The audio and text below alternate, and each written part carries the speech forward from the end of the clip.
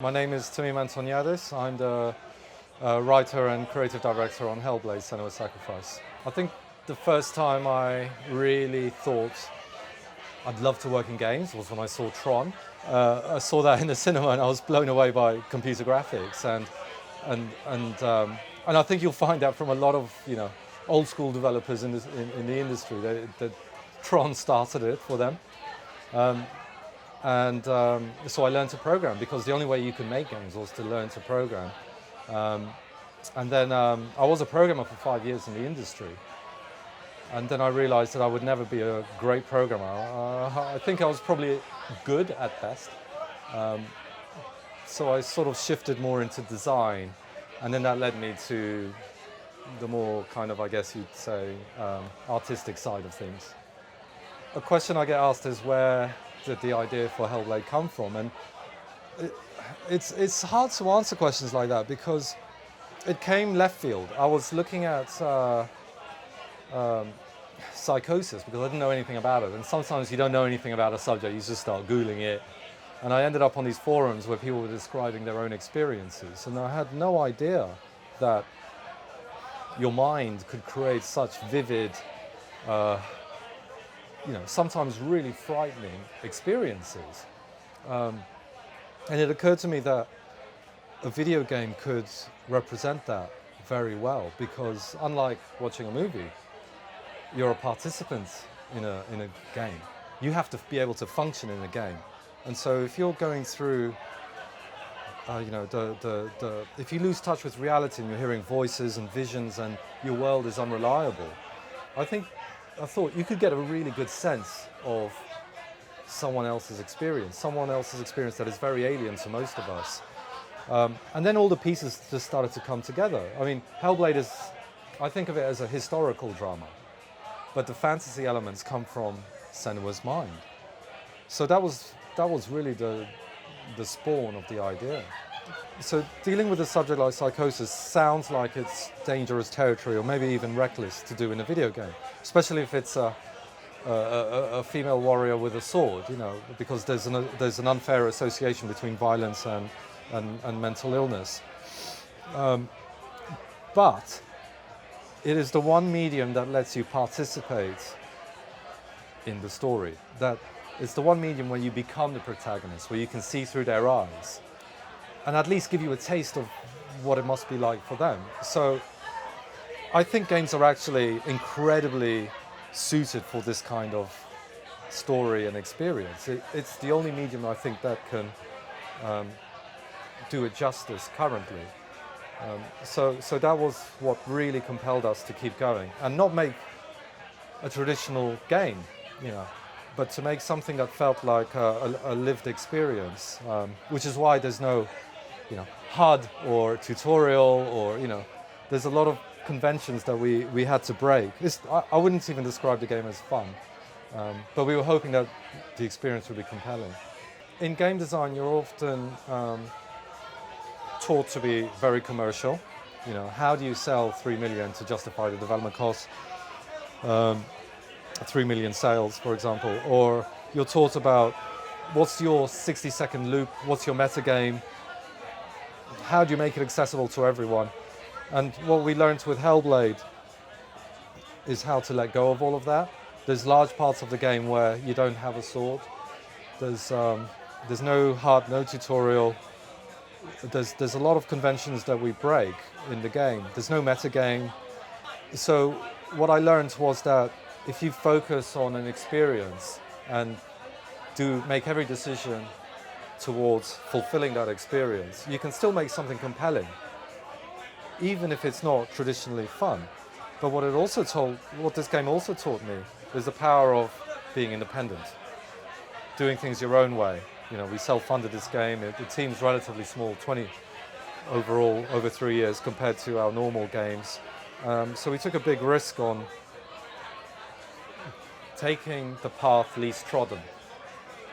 And I think that's something we'll continue to do because of the reception to the game. I think approaching a subject like this, a very difficult subject, I approached it like, or in my mind, I sort of approached it like I imagined a journalist would, an investigative journalist. Get all the facts. get the science, bring on people who know the science, bring on people who have the lived experience, get their stories, base it on, we even got a professor of Norse and Celtic from Cambridge University. Like it was about piecing together as much of the truth as we could gather, because the subject is so ephemeral. It's very hard to grasp. It was only once we finished the game, like when it was done, that the emotional impact hit me really, really hard. I really struggled. When the game was done, I really struggled. For about a week, I was sick, bedridden. I was in tears most days. And I'm struggling to think why that was. And I think it's because I didn't know people lived this. And I didn't know that people, just the sheer bravery of people fighting something that seems like it's unwinnable, was overwhelming. So to me, Senua is not a fictional character. She's an amalgamation of stories I've heard, people I know. It hit me hard, and it hit a lot of the team really hard as well. So it's nice to be recognised. It's nice to be recognised, not just for us in the team, but also for the people that helped us. Over the 3 years of development, we worked with Recovery College East, whose students had lived experience of psychosis. We worked with Professor Paul Fletcher, Professor Charles Fernyhough, various others, and they lent their stories and professional credentials to this game, so there was a big weight of responsibility to kind of do them right. And it was very unclear, even at launch, whether this game would succeed in doing that or not. But we got a huge amount of accolades and nominations and awards. But what was unexpected was the amount of letters and emails we got from people who have experience of psychosis, players, who said that to them this game is important to them because it reflects their experiences, and for once they can use the game as a tool to show their loved ones, their partners or their family, and say, this is what it was like. It's sort of like, it makes me think that games have a much bigger role to play than anyone gives credit for. But that part of it, and the fact that people come out of the game feeling, very empathetic towards people that go through that is it's sort of beyond the accolades, if you like. It's never thought we'd get that far. For me, the games beyond entertainment is a really good category. It's a supremely important category because there are so many games now that do tackle very difficult subjects like sexuality or chronic illness or the refugee crisis. This is a medium that now has a voice, I feel, in the same way that independent movies first started gaining their voice outside of the Hollywood machine.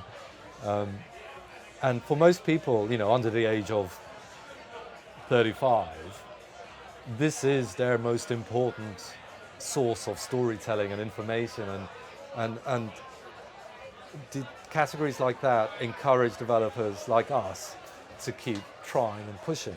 And I look at the other guys that are nominated for this category, and they're the ones that inspire me. They're the ones that inspire the team. They're the ones that I think really matter towards furthering the medium. It's hard to give advice to people because everyone's journey, I think, is going to be unique. What I would say is that before I broke out on my own and set up Ninja Theory, I worked for 5 years as a programmer at Sony. I learned my trade off people that were far better than me. And then I spent the next 10 years at Ninja Theory working for publishers and learning from really great teams within publishers. You got to learn your craft. You've really got to learn your craft in multiple areas, I would say. Try and touch different areas early on in your career before you narrow down and find your voice. So it's, in my case, it's taken me, 18 years to find my voice. You can go all out independent right from the off, but I think there is another path, which is to get into the belly of the beast and learn from the people that really know their stuff. The last game that made me feel something was What Remains of Edith Finch, because they've been up in all the award categories that we're up for. So I thought, I need to check this out. And I played it, and I was like, this is an amazing game. This really is a smart, thoughtful, intelligent, beautiful, creative game. And it thrills me that games that are of that side, that are of a smaller side, are able to compete with games that are of a mid-size like ours, but also games that are massive. It's so healthy that our industry allows for that to happen. The last time I played a game where I wasn't going, I know how they do that. Oh, yeah, whatever. I know how they do that. Was Inside, when towards the end you turn into that physics-based blob monster. That was the only time I thought, what the hell is this? It's wonderful, but what is it? What's going on? And I have no idea how technically they've pulled this off.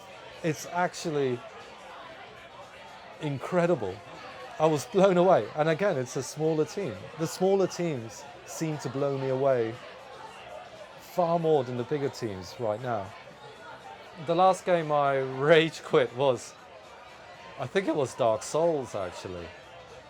I mean, the whole point of the game is how tough it is. But I got to a point where I thought my life was slipping away from me, and I felt totally, utterly defeated, and I promised that I would get back to it, and I didn't, and I'm sort of ashamed of that.